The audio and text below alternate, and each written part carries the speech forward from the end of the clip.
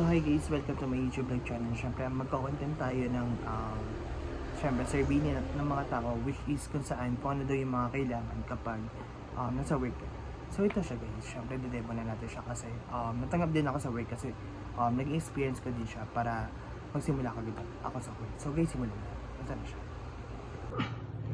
So guys, ayun nga pa yung mga kailangan bago ka makapag-start ng work. Syempre, ayun yung hiingin sa'yo bago ka magsimula kasi requirements mo yan bago ka mag-start ng work. So ito siya guys.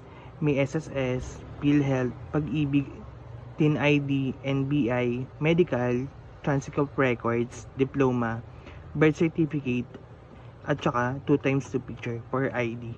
So yun siya guys. Pwede nyo siya i-screenshot para in case na maglakad kayo na requirements is pipicturean nyo na lang siya at saka babasahin nyo na lang siya.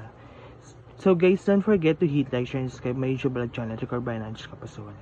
Kapag may katanungan kayo for this, feel free to comment and syempre share nyo na din to para may idea kayo. So see you in my next vlog guys. Bye!